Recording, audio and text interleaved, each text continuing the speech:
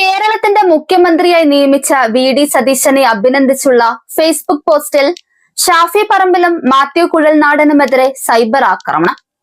മുഖ്യമന്ത്രി സ്ഥാനത്തേക്ക് കെ.സി. വേണുഗോപാലിനെ പിന്തുണയ്ക്കുന്ന നിലപാട് സ്വീകരിച്ചുവെന്നാരോപിച്ചാണ് യു.ഡി.എഫ് പ്രവർത്തകരും അനുഭാവികളും രംഗത്ത് വന്നിരിക്കുന്നത്.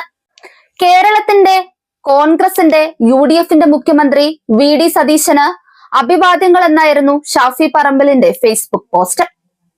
കേരളത്തിന് ഇനി പുതിയ മുഖം, പുതിയ ശൈലി. പ്രിയപ്പെട്ട വി.ഡി. സതീശന് അഭിനന്ദനങ്ങൾ, അഭിവാദ്യങ്ങൾ എന്നായിരുന്നു മാത്യു കുഴൽനാടന്റെ ഫേസ്ബുക്ക് പോസ്റ്റ്. ജനവികാരം മനസ്സിലാക്കി പ്രവർത്തിച്ചാൽ മുന്നോട്ട് പോവാം. ഗ്രൂപ്പ് കളിക്ക് മുന്നിട്ടിറങ്ങിയാൽ ജനം തൂക്കിയെറിയുമെന്നാണ് ഷാഫി പറമ്പിലിന്റെ ഫേസ്ബുക്ക് പോസ്റ്റിന് താഴെ വന്നൊരു കമന്റ്. 1 മണിക്കൂർ മുൻപ് പോസ്റ്റ് ചെയ്ത ഷാഫിയുടെ കുറിപ്പിന് ഇതിനകം തന്നെ 7000-ലധികം കമന്റുകളാണ് നിറഞ്ഞത്. ഇതിൽ ഭൂരിഭാഗവും ഷാഫിക്കെതിരാണ്. വി.ഡി. സതീശന്റെ നേതൃത്വത്തിൽ യു.ഡി.എഫ് നല്ല രീതിയിൽ കേരളം ഭരിക്കട്ടെ. പാര വെച്ച് താഴെയിറക്കാൻ തക്കം പാർത്തിരിക്കുന്ന ചില കോൺഗ്രസ് നേതാക്കന്മാരോട് വളരെ വിനയത്തോടു കൂടി പറയട്ടെ, ദയവ് ചെയ്ത് കാലുവാരരുത്. പഴയ കാലമല്ല. ജനം ഇളകിയത് കണ്ടില്ലേ എന്ന ഓർമ്മപ്പെടുത്തലും പോസ്റ്റിന് താഴെയുണ്ട്. കോൺഗ്രസിന്റെ മുഖ്യമന്ത്രിയെ തീരുമാനിക്കുന്നതിൽ ലീഗിന് പങ്കില്ലെന്ന തരത്തിലുള്ള മാത്യു കുഴൽനാടന്റെ പരാമർശവും അദ്ദേഹത്തിന്റെ പോസ്റ്റിൽ വിമർശനമായി ഉന്നയിക്കുന്നുണ്ട്. ജനങ്ങളാണ് ബോസ് എന്നും എം.എൽ.എമാരൊക്കെ അതിന് താഴെയാണെന്നും മാത്യു കുഴൽനാടനെ ചിലർ ഓർമ്മിപ്പിക്കുകയാണ്. അതേസമയം എ.ഐ.സി.സി ജനറൽ സെക്രട്ടറി സ്ഥാനത്ത് തുടരുമോ എന്ന മാധ്യമ പ്രവർത്തകരുടെ ചോദ്യത്തിന് വേണമെങ്കിൽ അതും കൂടി വിട്ടു നൽകാമെന്നായിരുന്നു കെ.സി. വേണുഗോപാലിന്റെ പരിഹാസം കലർന്ന മറുപടി. ഹൈക്കമാൻഡ് തീരുമാനം എല്ലാവരും അംഗീകരിച്ചുവെന്ന് തുടക്കത്തിൽ പറഞ്ഞെങ്കിലും പിന്നീട് മാധ്യമങ്ങളോട് സംസാരിക്കുമ്പോൾ അദ്ദേഹത്തിന്റെ വാക്കുകളിൽ പ്രകടമായ നിരാശ നിഴലിച്ചിരുന്നു.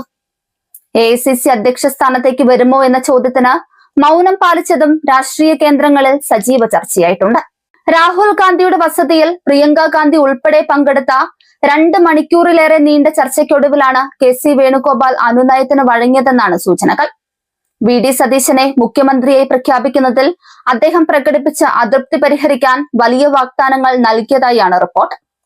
കെ.സിയെ കോൺഗ്രസ് ദേശീയ അധ്യക്ഷ സ്ഥാനത്തേക്ക് ഉയർത്തുമെന്ന ഉറപ്പ് ഹൈക്കമാൻഡ് നൽകിയതായും സൂചനകളുണ്ട്. ഈ വാഗ്ദാനത്തിന് ശേഷമാണ് അദ്ദേഹം വിട്ടുവീഴ്ചകൾക്ക് തയ്യാറായതെന്നാണ് പുറത്തുവരുന്ന വിവരങ്ങൾ. മുഖ്യമന്ത്രി സ്ഥാനത്തേക്ക് പരിഗണിക്കാത്തതിൽ മുൻ പ്രതിപക്ഷ നേതാവും മുതിർന്ന കോൺഗ്രസ് നേതാവുമായ രമേശ് ചെന്നിത്തലയ്ക്ക് കടുത്ത അതൃപ്തിയാണുള്ളത്. വി.ഡി. സതീശനെ മുഖ്യമന്ത്രിയായി പ്രഖ്യാപിച്ചതിനു പിന്നാലെ ചെന്നിത്തല തിരുവനന്തപുരം വിട്ടു. ഇതോടെ നിയമസഭാ കക്ഷി യോഗത്തിൽ ചെന്നിത്തല പങ്കെടുക്കില്ലെന്ന് ഏതാണ്ട് ഉറപ്പായി. ഒരു സമവായ മുഖ്യമന്ത്രി എന്ന നിലയിൽ തന്റെ പേര് പരിഗണിക്കുമെന്ന പ്രതീക്ഷയിലായിരുന്നു അവസാന നിമിഷം വരെ ചെന്നിത്തല വിഭാഗം. സീനിയോറിറ്റിയും തുണയ്ക്കുമെന്ന് വിചാരിച്ചു. കെ.സി. വേണുഗോപാൽ വി.ഡി. സതീശൻ ക്യാമ്പുകൾ പരസ്യ പ്രതിഷേധമുയർത്തുമ്പോൾ ഏറെക്കുറെ നിശബ്ദമായിരുന്നു ചെന്നിത്തല വിഭാഗം. പാർട്ടിക്ക് തലവേദനയുണ്ടാക്കാത്ത നിലപാടിന് അംഗീകാരമായി മുഖ്യമന്ത്രി സ്ഥാനം ലഭിക്കുമെന്ന് ചെന്നിത്തലയെ പിന്തുണയ്ക്കുന്നവർ കരുതി.